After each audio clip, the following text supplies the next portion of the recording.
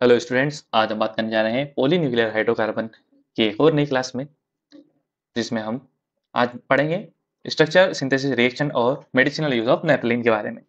कि हमारा जो नेपथलीन कंपाउंड है वो क्या होता है, उसका स्ट्रक्चर, सिंथेसिस, रिएक्शन और मेडिसिनल यूज। सबसे पहले हम जानते हैं what is polynuclear hydrocarbon. So polynuclear hydrocarbon also known as polycyclic aromatic hydrocarbon are compound containing multiple fused aromatic rings.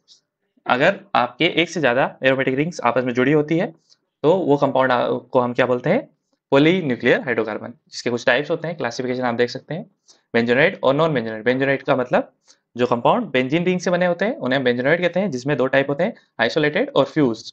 Isolated benzenoid hydrocarbon are known as where two benzene rings are attached to each other by the help of carbon chain is known as isolated hydrocarbon। जहां पे आपकी दो से ज्यादा दो या दो से ज्यादा बेंजीन रिंग आपस में कार्बन चेन से जुड़ी होती है, उसे हम क्या कहते हैं, आइसोलेटेड बेंजोनाइट कंपाउंड। जैसा कि आप एग्जांपल में देख सकते हैं, हमारा बाइफिनाइल है, डाइफिनाइल मीथेन और एक ट्राइफिनाइल मीथेन, ये आपके आइसोलेटेड बेंजोनाइट कंपाउंड के एग्जांपल है।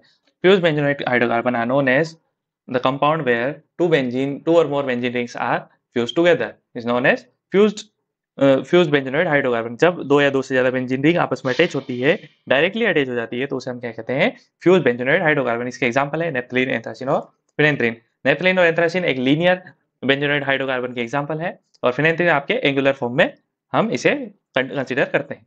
आगे हम बात करते हैं नेपथलीन कंपाउंड के बारे में, नेपथलीन के स्ट्रक्चर, सिंथेसिस और मेडिसिनल यूज के बारे में। What is naphthalene? Naphthalene is an aromatic compound where two benzene rings are fused together. Mainly जो हमारा नेपथलीन होता है, इसमें क्या होता है, दो बेंजीन रिंग आपस में फ्यूज होती है, जिसकी वजह से इसका जो केमिकल फॉर्मूला बनता है वो क्या बनता है, C10H8। C10H8 होने के साथ साथ में इसमें पाई इलेक्ट्रॉन कितने हो जाएंगे, बेंजीन से दो ज्यादा इसमें हम पाई इलेक्ट्रॉन देखते हैं, जो कि इसके अनयूज्ड पैरा ऑर्बिटल की वजह से यहाँ पे ऑब्टेन होते हैं। और ये हकल रूल को फॉलो करता है कंपाउंड, जिसकी वजह से इसमें 4n+2 पाई का रूल जो फॉलो करता है, जिसकी वजह से यहाँ पे कितने पाई इलेक्ट्रॉन जनरेट होते हैं, यहाँ पे 10 पाई इलेक्ट्रॉन यहाँ पे जनरेट होते हैं। और यही इसका मेन रीजन है जिसकी वजह से ये इसमें एरोमेटिक इन नेचर होता है।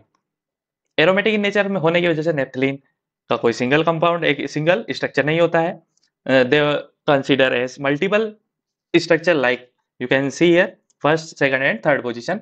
तीनों पोजीशन जो है आपके नेपथलीन की ही पोजीशंस है, जिससे कि हम इसके रेजोनेटिक हाइब्रिड ऑफ नेपथलीन बोल सकते हैं।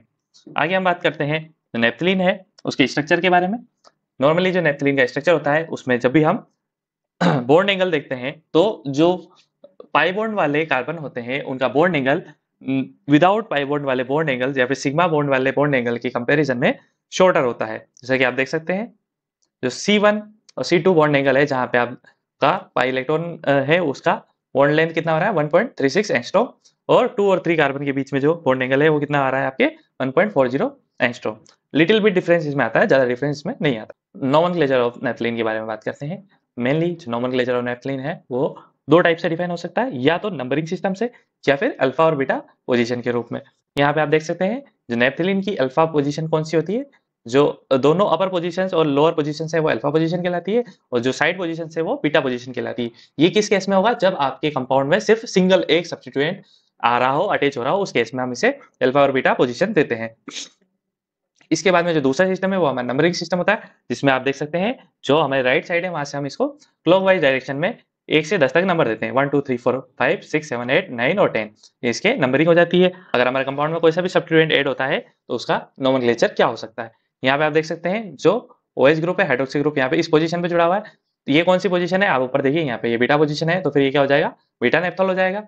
और सेकंड पोजीशन की अगर हम बात करेंगे तो ये नेपथलीन 2-ऑल हो जाएगा। अगर आप नंबरिंग के थ्रू लिखोगे तो ये नेपथलीन 2-ऑल हो जाएगा। सिमिलरली यहाँ पे अल्फा पोजीशन पे अटैच है तो अल्फा नेप्थॉल हो जाएगा, और फर्स्ट पोजीशन है तो नेपथलीन 1-ऑल ये कहला जाएगा।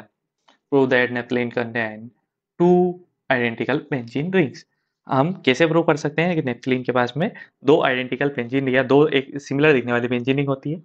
तो उसके लिए यहाँ पे हम प्रैक्टिकली रिएक्शन के थ्रू ये प्रूव करेंगे, ऑक्सीडेशन और रिडक्शन के थ्रू। सबसे पहले आपको ये मानना पड़ेगा कि नेपथलीन के पास दो बेंजीन रिंग होती है, जिनका हम नाम रख देते हैं रिंग ए और रिंग बी। अब जो रिंग ए और रिंग बी है नेपथलीन की, हम उसकी रिएक्शन किसके साथ में कराएंगे, नाइट्रेशन रिएक्शन कराएंगे नाइट्रिक एसिड और सल्फ्यूरिक एसिड के थ्रू, जिससे कि हमको अल्फा नाइट्रोनेपथलीन प्रोडक्ट ऑब्टेन होगा। अल्फा नाइट्रोनेप्थलीन की हम 2 रिएक्शन यहाँ पे परफॉर्म करेंगे, एक तो ऑक्सीडेशन रिएक्शन और एक रिडक्शन रिएक्शन। जिससे आप इसमें कंपाउंड की ऑक्सीडेशन रिएक्शन कराओगे तो आपका जो बी रिंग है, बी रिंग का यहाँ पे क्या हो जाएगा, ऑक्सीडेशन हो जाएगा, और ए रिंग यहाँ पे ऐसे के ऐसे एज इट इज रिमेन रह जाएगी, रिमेन अनचेंज। क्यों रह जाएगी unchange? Due to the electron withdrawing effect of nitro group. Nitro group यहाँ पे जो प्रेजेंट है वो इलेक्ट्रॉन विड्रॉइंग ग्रुप शो करेगा, और आपकी जो बी रिंग है यहाँ पे कोई आप देख सकते हैं कोई सा भी इलेक्ट्रॉन विड्रॉइंग ग्रुप प्रेजेंट नहीं है, जिसकी वजह से हमारी रिंग का यहाँ पे ऑक्सीडेशन हो जाएगा और हमारे पास जो कंपाउंड आएगा वो हो जाएगा 3 नाइट्रोथैलिक एसिड। सिमिलरली जो दूसरी साइड हमने रिएक्शन लगाई है वो है हमारी रिडक्शन रिएक्शन, जहाँ पे जैसे आपने रिडक्शन रिएक्शन लगाई तो नाइट्रो ग्रुप किसमें चेंज हो गया, अमाइन ग्रुप में, तो आपका जो कंपाउंड हो गया वो अल्फा अमीनो नेप्थलीन में चेंज हो गया। अल्फा अमीनो नेप्थलीन की रिएक्शन अगर हम ऑक्सीडेशन रिएक्शन कंटिन्यू करते हैं तो फिर इस केस में यहाँ पे कोई इलेक्ट्रॉन विड्रॉइंग ग्रुप बचा नहीं था, इलेक्ट्रॉन डोनेटिंग ग्रुप बन चुका था। जो हमारा अमाइन ग्रुप है वो क्या होता है, इलेक्ट्रॉन डोनेटिंग ग्रुप, और इलेक्ट्रॉन डोनेटिंग ग्रुप इजीली क्या हो जाता है, ऑक्सीडाइज हो जाता है। हम इसका ऑक्सीडेशन यहाँ पे देख सकते हैं, और हमारे पास जो कंपाउंड रिएक्शन कंप्लीशन पे ऑब्टेन हो रहा है वो क्या हो गया, थैलिक एसिड। दोनों ही ऑक्सीडेशन रिएक्शन और रिडक्शन रिएक्शन में आप देख सकते हैं कि हमारा मेन एक एक बेंजीन रिंग न्यूक्लियस यहाँ पे सेफ है, बना हुआ है, जिसकी वजह से हम कह सकते हैं कि जो आपके नेप्थलीन है वो उसकी आइडेंटिकल कंडीशन में 2 बेंजीन रिंग को ऑब्टेन करता है, पजेस करता है। ठीक है, चलिए दोस्तों, पार्ट 1 ऑफ नेप्थलीन को हम यहीं पे खत्म करते हैं। अगली वीडियो में हम इसकी फिजिकल प्रॉपर्टीज, केमिकल प्रॉपर्टीज और इसकी सिंथेसिस रिएक्शन के बारे में बात करेंगे। यहाँ तक वीडियो को देखने के लिए बहुत बहुत धन्यवाद।